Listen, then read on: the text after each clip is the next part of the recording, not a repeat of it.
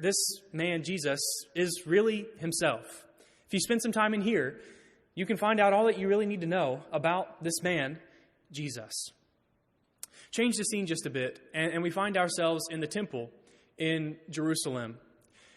Now, this is a flashback to chapter 1 and verse 14 of John, where John says that the Word, Jesus, became flesh and dwelt among us, right? Now, this is, if the next slide is a depiction of what that temple probably looks like, something like this. The word dwelt in John chapter 1 and verse 14 literally means that he pitched his tent.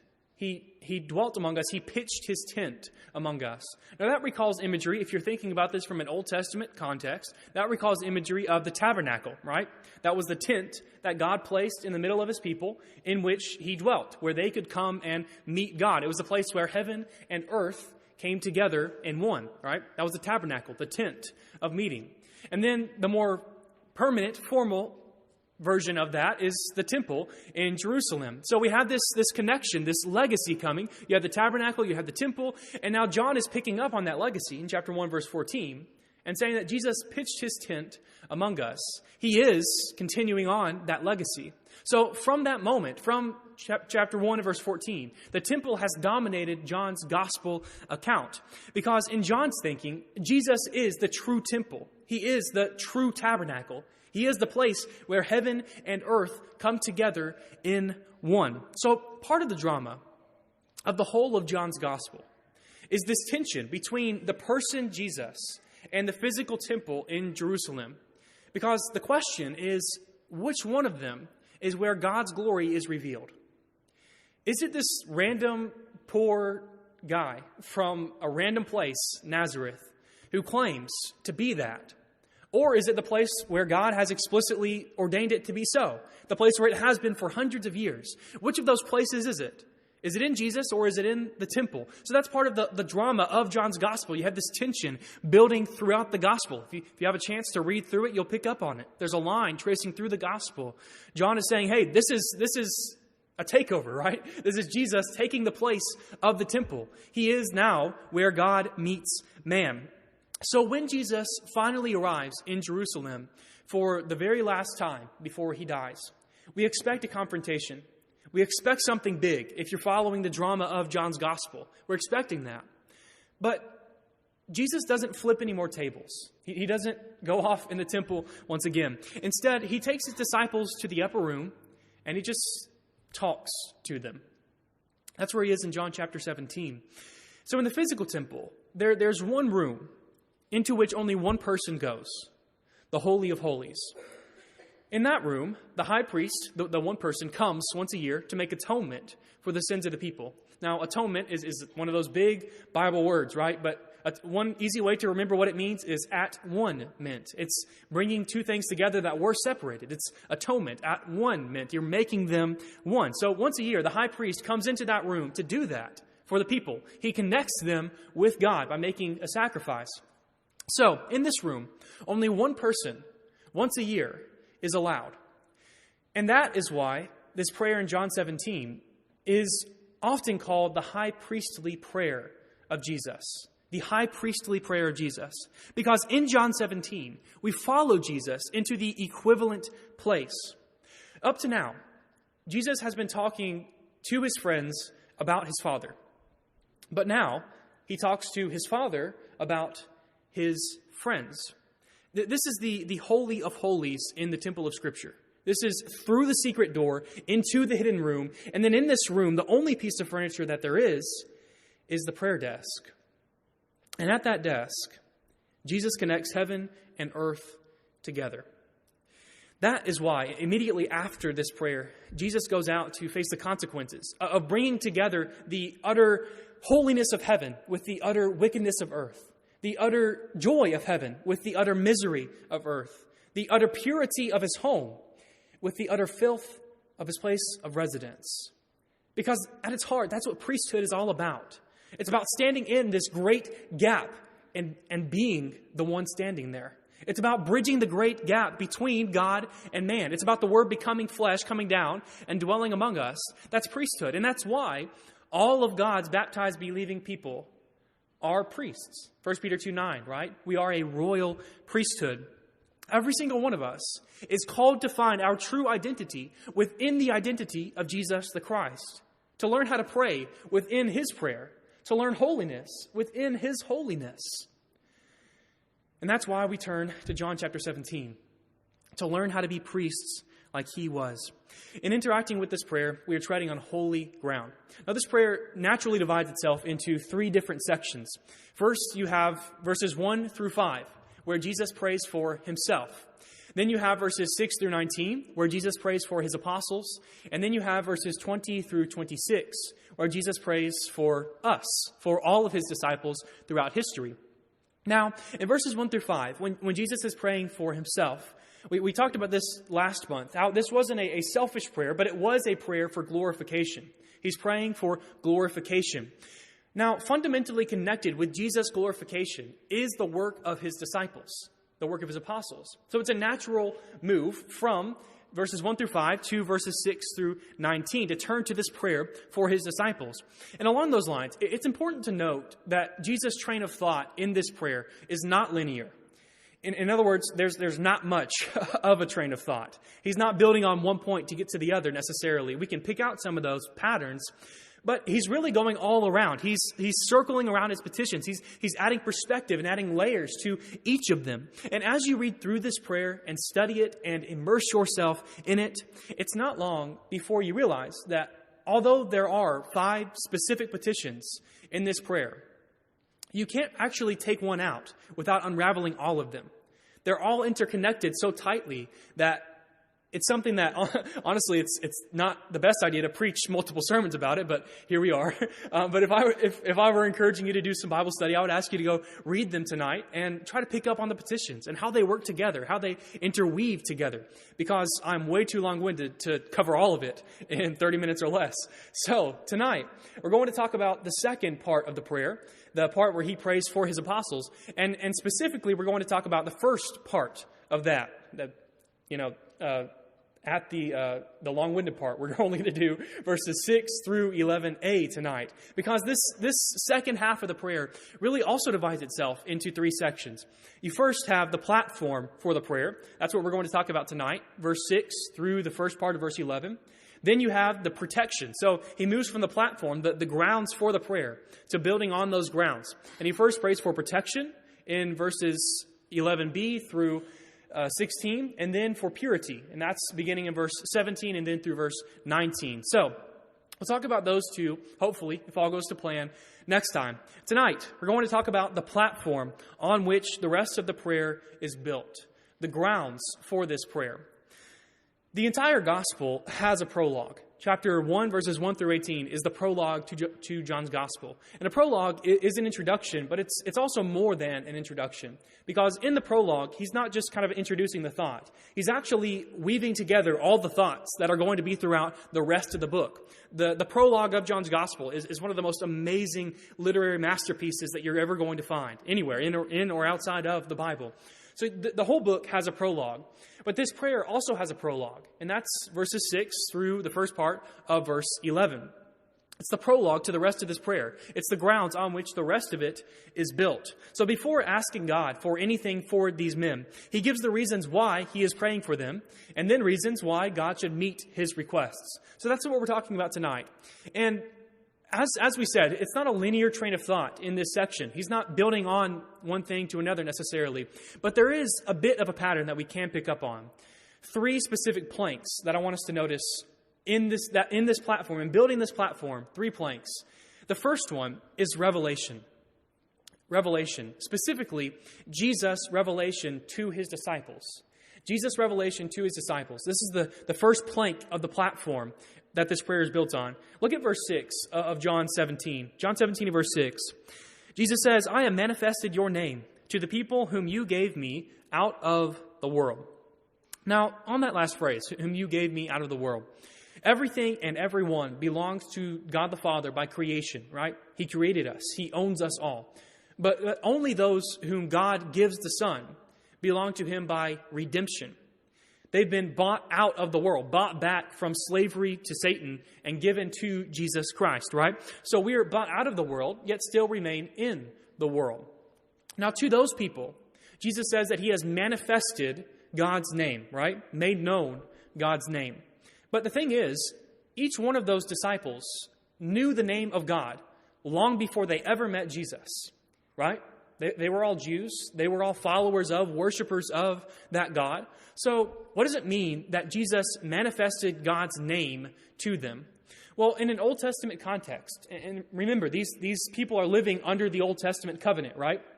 They're living under a different covenant than we are. So this is their context. In the Old Testament context, the name of God really referred to the nature of God. It wasn't just his name. His name stood for something. It stood for him, stood for his nature. And this is all over the Old Testament. But I want us to notice a couple examples of it. The first is in Exodus chapter 3, verses 13 through 14. I want to do what we did last time and turn to the ones in John and have the ones outside of John on the screen. Exodus 3, 13 through 14. This is Moses speaking to God. And he says, "If I come to the people of Israel and say to them, 'The God of your fathers has sent me to you,' and they ask me, 'What is his name?' what shall I say to them?" God said to Moses, "I am who I am." So if they ask me for your name, God, what should I tell them? Well, I am who I am is not actually a name for God. It's not like the name Yahweh or Adonai, which we'll talk about in a bit. It's not actually a name for God. It's a description of God, right? I am who I am. In other words, I am the self-existent one. I'm the only being who is self-existent. All of our existences are contingent on him, right? He's the only self-existent one. So I am who I am is a description of God. It's not actually a name of God. So the name of God here is actually who God is. Now another example is in Psalm 20 and verse 7, where it says that some trust in chariots and some in horses, but we trust in the name of the Lord our God. Did they actually trust in the name of God? Well, probably, but I also don't think that's really what it means here. It's saying that they trust in God, right? They trust God when other people trust these instruments of war. They trust the person of God. So the name of God stood for his nature, just like my name stands for me, and your name stands for you. So Jesus revealed the nature of God to people who already knew his name. Look at chapter 1 of John and verse 18. Chapter 1 and verse 18 of John. This is a theme that's all over this book. How Jesus revealed God to people who already knew God. But he revealed it in a new sense, in a deeper sense, in a better sense. John 1 and verse 18, John says that no one has ever seen God, the only God, who is at the Father's side. He has made him known. So God is spirit, right? John 4:24, God is spirit. Nobody has ever seen God but Jesus. But the Word became flesh. He revealed God to us. He became God in human flesh. So every son in this room reflects his father in some ways, right? I reflect my father. I got his nose, his height, his hands. I got a bunch of other things from my dad. If you were to hang out with my dad, I don't know why you would do that, but I mean, I like him, so I'd recommend it. He's a cool guy. So if you just happen to hang out with my dad sometime, you would notice some things about him that I got from him, right? In some ways, you know him because you know me, because I reflect him. Now, in a much more exact sense, the Son, the divine Son, reflected the Father here on earth. He showed us what he's like. That's why Paul says in Colossians 1 and verse 15 that he is the image of the invisible God. So because of their relationship with Jesus, because he lived and breathed and walked with them every single day, the disciples got to know God in a never-before-seen way. They got to know him through Jesus. And like I said, this is all over the book of John. Look at chapter 8 and verse 19. John 8:19. We already noted 1 verse 18, which is the first really major one. John chapter 8 verse 19. The disciples ask Jesus, they say, "Where is your Father?" Jesus answered, not the disciples, they said to him, therefore, "Where is your Father?" Jesus answered, "You know neither me nor my Father. If you knew me, you would know my Father also." They're connected. Look at chapter 10 and verse 30 of John. Jesus says, "I and the Father are one." That's pretty explicit. Then verses 37 and 38. "If I am not doing the works of my Father, then do not believe me.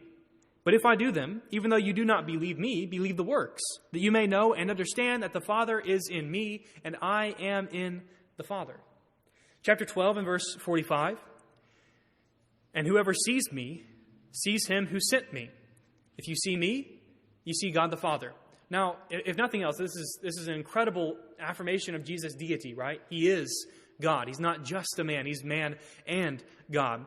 Another one is in chapter 14, verses 9 through 11. This is after the I am the way, the truth, and the life statement. And Philip is asking, like, who are you? What do you mean? And then beginning of verse 9, Jesus says to him, have I been with you so long, and you still do not know me, Philip? Whoever has seen me has seen the Father. How can you say, show us the Father? Do you not believe that I am the Father, and the Father is in me? The words that I say to you, I do not speak on my own authority, but the Father who dwells in me does his works. Believe me that I am in the Father, and the Father is in me, or else believe on account of the works themselves. So this is all over John, and there are some other passages we could look at, but I just want you to see how important this is to John, and therefore it should be to us, that in Jesus we have the image of the invisible God. We have God himself. And this is also reflected in Matthew chapter 11 and verse 27, which is on the screen. Matthew 11:27.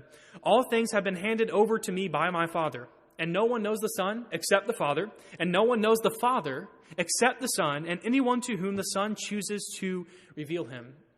Jesus revealed God in a never-before-seen way. Now, on that note, and thinking about the context in which this happened, the Jews thought of the name of God, Yahweh, right? That was their covenant name for God. They thought of that name as being so sacred, they wouldn't even say it. Through this complicated linguistic process, they substituted the word Adonai for Yahweh. And Adonai just means Lord. So basically, if we're thinking about it from our perspective, they said Lord instead of saying God, because they thought of the name of God as being so sacred.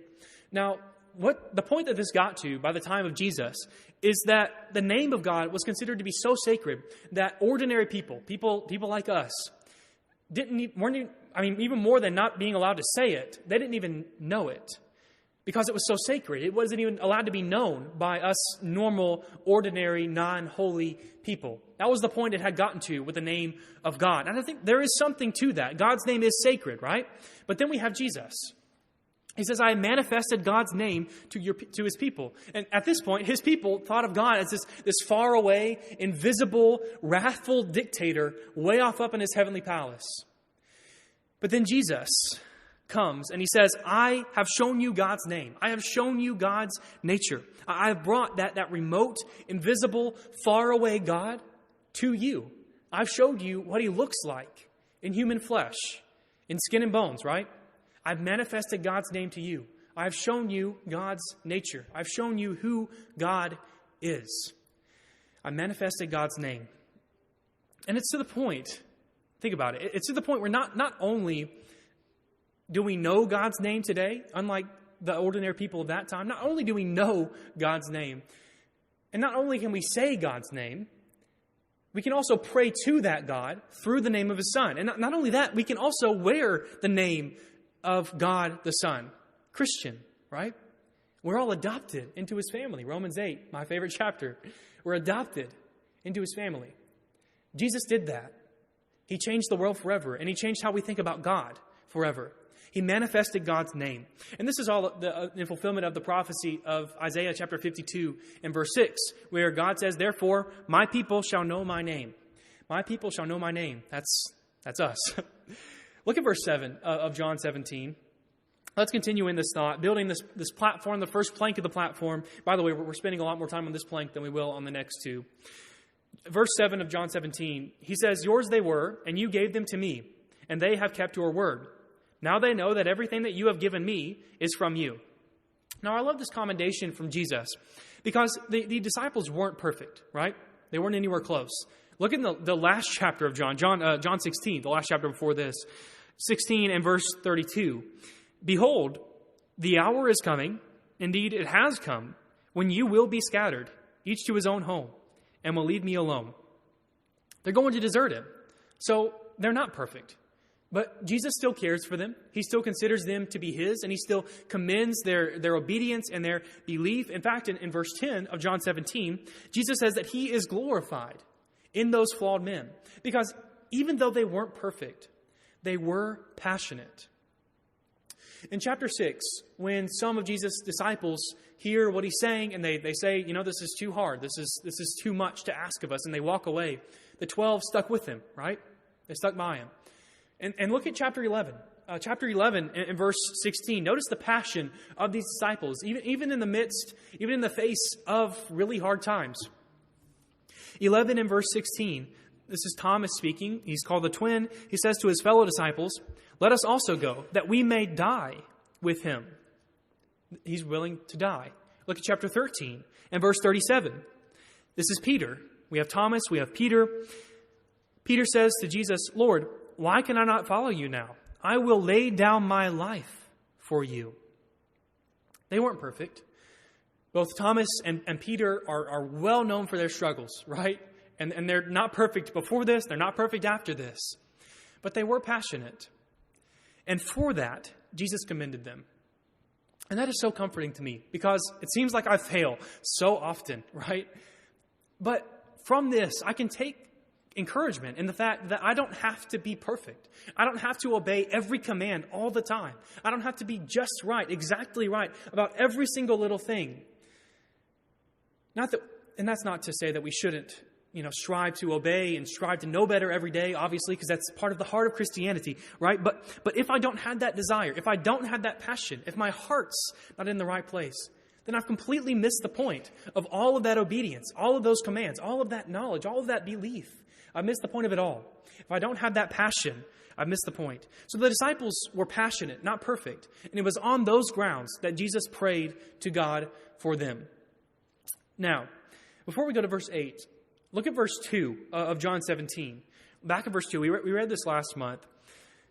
"Since you have given him authority over all flesh to give eternal life," this is the phrase I want you to notice, "to all whom you have given him."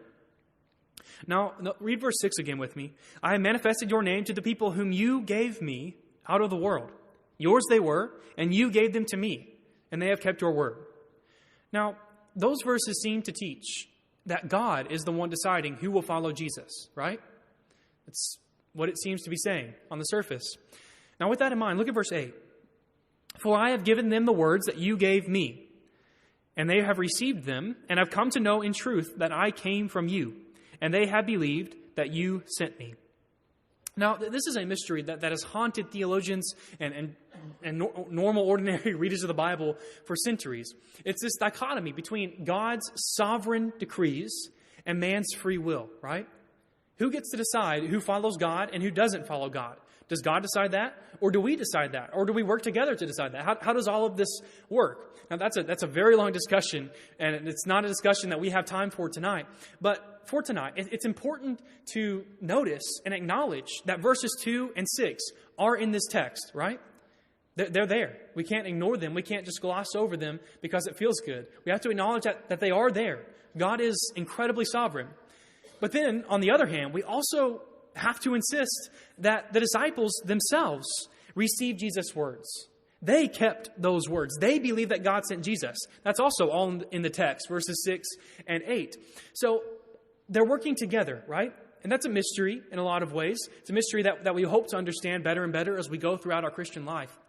But the important thing for us to notice is that reaction to God's decree is part of Jesus' grounds for praying for his disciples. It's part of the platform for praying for them.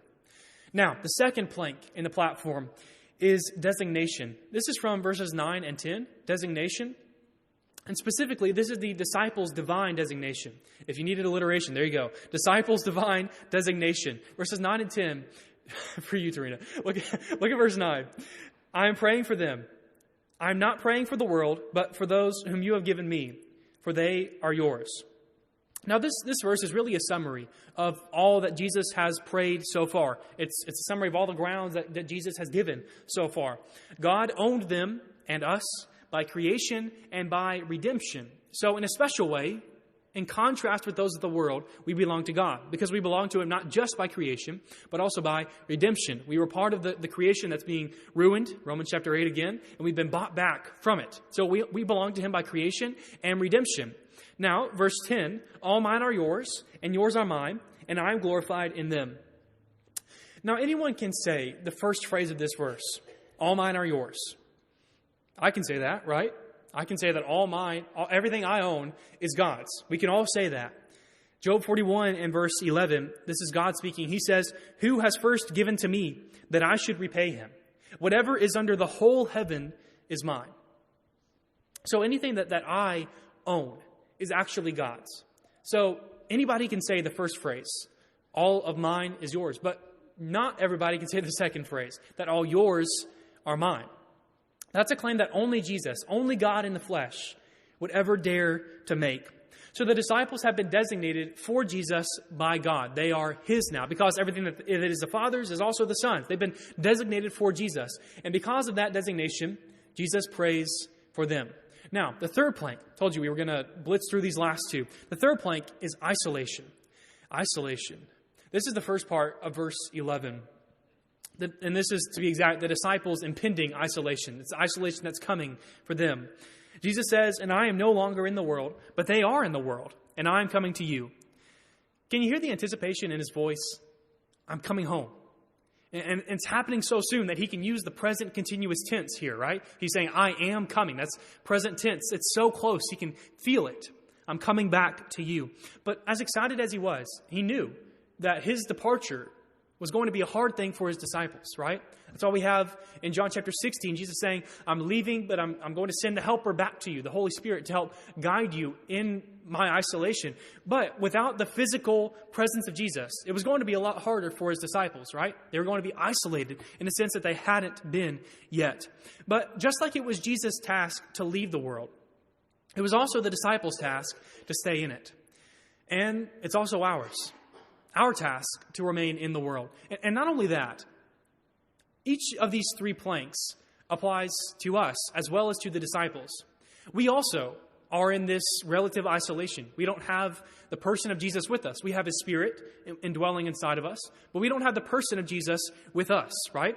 That's the third plank. The second plank is the divine designation. We also have that. We have been adopted, Romans 8, into God's family. We have his name on us. And then the first plank, that Jesus had revealed God to them. Well, that's also the case with us, right? We have the revelation of God through his word. So each of these three planks also applies to us. So indirectly, we can apply this prayer to us as well. And I know that's a lot to take in at once, right? But whether or not it's true, whether or not you accept it, I think it is always a good practice to pray the prayers of the Bible for ourselves. This is something you can do with the Psalms. It's something I love to do. Whenever you're having a tough day, just turn to a psalm that is fitting what you're going through and pray it to God, because that's what it's for, right? Sing it to God. Pray it to God. And in this prayer, we won't do this each time. We didn't do this last week. We won't do it again. But I want us to take these verses and pray them to God. Now, as we do this, we're going to take I and me and change that into Jesus. So we're not praying from Jesus' perspective. And we're going to take them and change it into us, into me. So hopefully this will make sense. But if you have your Bible open, if you're not there already, turn to John 17. And as we bring our thoughts to a close, I want us to pray John 17, beginning of verse 6, through the first part of verse 11. And remember last time when we talked about postures of prayer, that we don't have to have our eyes closed and heads bowed for prayer. So let's try this. With me, I'm going to pray these words, take them and apply them to our lives. So let's pray them together and read through them. I'm going to go slowly. I know I talk fast, working on that, but I'm going to go as slowly as I can so we can think about these words and apply them to our lives as we change them in our minds. Hopefully that makes sense. All right. Beginning in verse 6. Jesus has manifested your name to us, God, to the people whom you gave him out of the world. Yours we were, and you gave us to him. Think about that. Together with God, as we pray to him, we are God's gift to Jesus. You are God's gift to Jesus. And we have kept your word. Now we know everything that you have given him is from you. For you have given us the words that you gave him, and we have received them and have come to know in truth that he came from you. And we have believed that you sent him. He prayed for us. He was not praying for the world, but for us, those whom you have given him, your gift to him. For we are yours. All his are yours, and yours are his, and he is glorified in us. And he is no longer in the world, but we are in the world, and he went to you. Now because of that, we need protection and we need purity. And that's what the rest of this prayer is about. We need protection and we need purity. So that's what we'll get to next month in our study of John 17. Thank you so much for your study tonight with me and for praying with me and with Jesus, taking his words and using them for our prayer life. Try that with the rest of the prayer if you want. It's something that really will help you. Praying with Jesus will change your life. As you know, the invitation of God is always open to anybody who needs it. Always. So, if you have something you need to make right publicly, there's no shame in it. There's no guilt that we impute to you. It's the exact opposite. It's giving up your guilt and shining the light on your sin. And there's nothing quite like that feeling of relief, of being clean, once again, of being pure in God's eyes. So if you need to do that, won't you do it as we stand and as we sing?